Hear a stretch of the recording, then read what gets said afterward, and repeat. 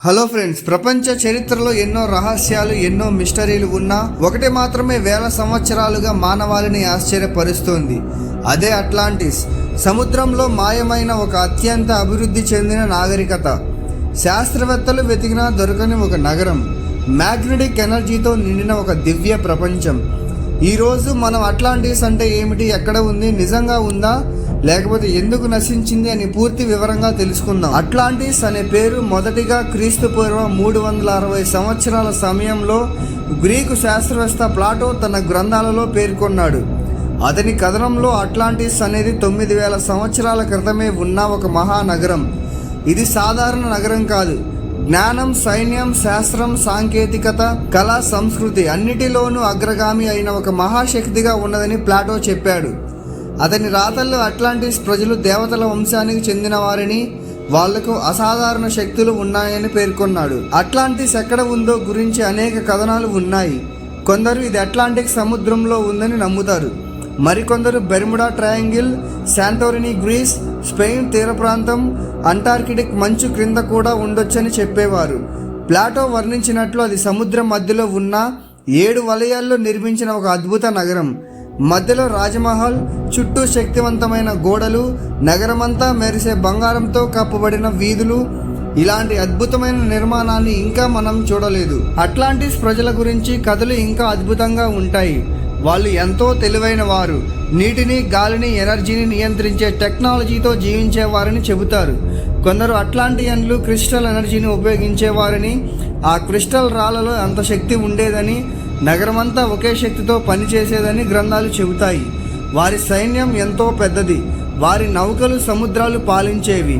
వారి రాజ్యం ప్రపంచంలోనే శక్తివంతమైన నాగరికతగా ఎదిగింది. కానీ అట్లాంటిస్ ఎందుకు మాయమైంది? ప్లాటో చెప్పిన కథ ప్రకారం ఒకరోజు భారీ ప్రకృతి విలయం జరిగింది. భూకంపాలు, అగ్నిపర్వత పేలుళ్ళు, సముద్రపు అలలు అన్నీ కలిసి అట్లాంటిస్ నగరాన్ని ఒక్కసారిగా ముంచేశాయి. ఆ నగరం 24 గంటల్లోనే సముద్రంలో కలిసిపోయింది. శాస్త్రవేత్తలు ఇది నిజం కావచ్చని చెబుతారు. ఎందుకంటే పాత నాగరికతలలో హఠాత్తుగా మాయమైన నగరాల కథలు ఎన్నో ఉన్నాయి. కొందరు ఇది ఒక కోమెట్ పడి నాశనమైందని చెబుతారు. మరికొందరు అట్లాంటిస్ ప్రజల అహంకారం పెరగడం వల్ల దేవతలు శిక్షగా దీన్ని నాశనం చేశారని చెబుతూ ఉంటారు. నిజంగా అట్లాంటిస్ ఉందా లేదా? ఈ ప్రశ్నకు శతాబ్దాలుగా శాస్త్రవేత్తలు సమాధానం వెతుకుతున్నారు. సముద్రం లోతుల్లో అనేక అన్వేషణలు జరిగాయి. అట్లాంటిక్ మహాసముద్రంలో వేల మీటర్ల లోతుల్లో విచిత్రమైన రాళ్ళు, గోడలు, రహస్య నిర్మాణాలు కనిపించాయి. కొన్ని సోనార్ చిత్రాలలో సమాంతరంగా నిర్మించిన వీధులు కనిపించాయి. అయితే ఇవి నిజంగా అట్లాంటిస్లో అవశేషాలా, లేక సహజంగా ఏర్పడిన నిర్మాణాలా? ఇప్పటికీ స్పష్టత లేదు. బెర్ముడా ట్రయాంగిల్ దగ్గర కూడా కొందరి అట్లాంటిస్ ఎనర్జీ క్రిస్టల్స్ ఇంకా పనిచేస్తున్నాయని నమ్ముతారు.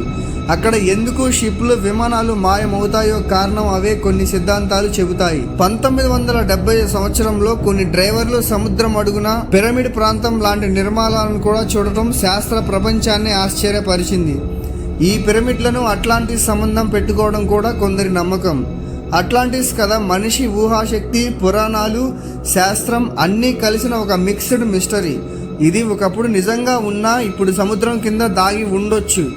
లేకపోతే ప్లాటో కేవలం మనిషి అహంకారానికి జరిగిన శిక్ష గురించి చెప్పడానికి ఒక కల్పనా కథను సృష్టించి ఉండొచ్చు. కానీ ప్రపంచంలోని అనేక ప్రాచీన నాగరికతలు అట్లాంటిస్ కథలను తమ పుస్తకాల్లో రాసి ఉంచడం మాత్రం ఆశ్చర్యకరం. కొన్ని ఆధునిక సిద్ధాంతాలు అట్లాంటిస్ ప్రజలు అంతరిక్ష నాగరికతలతో సంబంధం కలిగి ఉండొచ్చని కూడా చెబుతారు. అట్లాంటిస్ నిజమా, ఊహ కథ?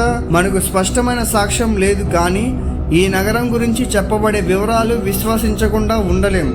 అత్యంత అభివృద్ధి చెందిన ఒక నాగరికత ఒక రోజులోనే మాయం కావడం ప్రకృతి ఎంత శక్తివంతంగా ఉంటుందో మనకు గుర్తు చేస్తూ ఉంటుంది.